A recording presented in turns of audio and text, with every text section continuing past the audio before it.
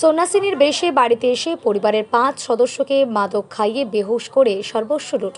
সন্ন্যাসিনীর বেশে বাড়িতে এসে 3 দিন থাকার পর পরিবারের সদস্যদের বেহুশ করে ওষুধ খাইয়ে বাড়ির সর্বস্ব লুট করে পালালো সন্ন্যাসিনী। এমনই চাঞ্চল্য নগর ঘটনাটি ঘটেছে নদিয়ার চাপড়া থানার চারাতলা এলাকায়। ওই এলাকার বাসিন্দা কার্তিক প্রামাণিক তার স্ত্রী বাপের বাড়িতে বেড়াতে গিয়েছিল। সেখানে এক সন্ন্যাসিনীর সাথে তার পরিচয় হয়। পরিবারের মঙ্গল হবে এই কথা বলে সন্ন্যাসিনী ওই মহিলার বাড়িতে আসে। শনিবার রাতে ওই সন্ন্যাসিনী নিজেই রান্না বান্না করেন। সে রান্না পরিবারের সকলে খাওয়া দাওয়া করে। আজ সকাল পর্যন্ত ঘুমে অচৈতন্য হয়ে সকলেই বেহুশ হয়ে পড়ে থাকে। দীর্ঘ সময় দরজা না খোলায় প্রতিবেশীদের সন্দেহ হয়। দরজা খুলে ভেতরে ঢুকে দেখে সকলেই অচৈতন্য অবস্থায় পড়ে রয়েছে। বাড়ির আসবাবপত্র থেকে শুরু করে সমস্ত কিছু একেবারে লণ্ডভণ্ড অবস্থায় রয়েছে। স্থানীয় বাসিন্দাদের সন্দেহ হয় বাড়িতে রাখা সর্বস্ব লুট হয়েছে। বাড়িতে থাকা সেই সন্ন্যাসিনী পলাতক। তখনই সবাই বুঝতে পারে ওই সন্ন্যাসিনী বাড়ির সর্বস্ব লুট করে নিয়ে পালিয়ে গিয়েছে। এমন পরিস্থিতিতে খবর দেওয়া হয় চাপড়া থানায়। চাপড়া থানার পুলিশ ঘটনাস্থলে এসে এরপর বেহুশ হয়ে পরিবারের 5 সদস্যকে নিয়ে যাওয়া হয় শক্তিধর জেলা হাসপাতালে। সেখানে বর্তমানে তারা চিকিৎসাধীন।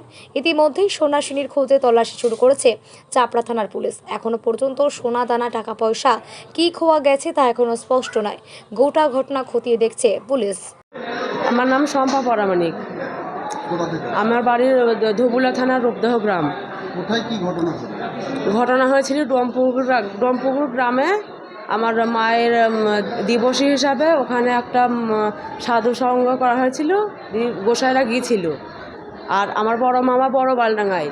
আর ওনার বাড়ির লোক ছিল। উনি আবার পোলেনপুর থেকে একজনকে নিয়ে গিয়েছিল গোসাই, তার নাম কৃষ্ণ, মনে হয় কৃষ্ণবাগ। আর ওনার স্ত্রী গিয়েছিল। আর উনি একজনকে নিয়ে গিয়েছিলেন নৈহাটি বাড়ি বলে, ওনার ধর্মমেয়ী। দিয়ে উনি ডমপুকুর গ্রামে যায় মঙ্গলবার থেকে ওখান থেকে বুধবার থেকে নাগাদ বিকাল বাড়ি আসে। বাড়ি আসার পরে যার যার জায়গা শেষে চলে যায়। দিয়ে তারপরে আমার পিসির সাথে বলে যে ব্যথার ওষুধ দেবো। ওখানে গিয়েছিল চারাতলা গ্রামে। দিয়ে চারাতলা থেকে আবার রাত্রিবেলায় ছিল। দিয়ে ওনাদের মনে হয় রাত্রিবেলাতেই ওষুধ খাইছে, রান্না করেছিল উনি নিজেই। দিয়ে খাবার পরে সব এক বাগা ঘোর হয়ে গেছে। আর কাউকে চিনতেও পারছে না, কথাও বলতে পারছে না। কে খাইয়েছিল? তার নাম কি? তার নামটা সঠিক আমি জানি না। সেটা কি হয়? সেটা কেউ হয় ওই যে পোলেনপুর থেকে যে গোসাই গিয়েছিল উনি সব জানে। কি খাইয়েছেন? গাছরা ওষুধ রান্না করেছিল উনি নিজেই। দিয়ে গাছরা ওষুধ খাইছে। দিয়ে গতকাল রাত্রিবেলায় খাইছে। আর ভোরবেলায় উনি যার যার জিনিসপত্র গহনাঘাটে যা আছে সব নিয়ে পালিয়ে যায়। কি কি নিয়ে গেছে? আমার পিসির গলায় ছিল কানের হার ছিল, কি আমি বলতে পারবো না। আর আমার বৌদির হার, কানের শাখা বাঁধানো।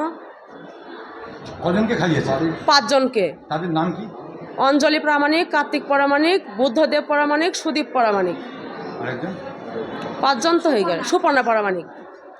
এদের সবাইকে একসঙ্গে খাইছে। উনি নিজে রান্না করেছিল। তারপরে খাবার পরে ওই জিনিসগুলো ওদের সবাই ঘোর হয়ে গেছে। ঘোর হওয়ার পরে ওর মেয়েটা পালিয়ে গেছে জিনিসপত্র নিয়ে সব। নৈহাটি। হ্যাঁ, নৈহাটির মেয়েটা। বললে আমার বাড়ির নৈহাটি। নাম জানেন? নামটা আমি সঠিক জানিনি। ওই যে কৃষ্ণ দাস বাঘ মনে হয়, উনি সব জানে। এই বাড়ির ভেতরে গতকাল আপনাদের বাড়িতেই ছিল এরা? হ্যাঁ, গতকাল ছিল। রাত্রিবেলায় হয়েছে ঘটনাটা। রান্না বান্না কে করেছে? ওই মেয়েটাই করেছিল। আপনাদের বাড়ির লোক না করে উনি করলেন কেন? গুসাই বলি আমার পিসিকে বলেছিল যে আপনি সব জোগাড় করে দেন, আমি রান্না করছি। আপনার টের পেলেন কখন? ওটা আমি তো ভোরের দিকে পাশের বাড়ি যে মামার ছেলেগুলো ছিল ওরা ওদের বাড়ি খোঁজ করতে গিয়েছে। দিয়ে সব আমার মামা পিসির মুখ দিয়ে ফেবড়া উঠছি। আর মামার ছেলের বউ ওরা ঘোর হয়ে সব পড়ে আছে। আবার তা আমি বলতে পারবো না। সবই গহনায় শোকেসের ভিতরে যে গহনা ছিল সেগুলো নিচে রেখেছে। ব্যাংকের বই নিয়ে গেছে বলছে। পুলিশকে জানিয়েছেন আপনি? এইদিকে আসো, তুমি এইদিকে আসো তাহলে। কেউ ধরা পড়েছে? না।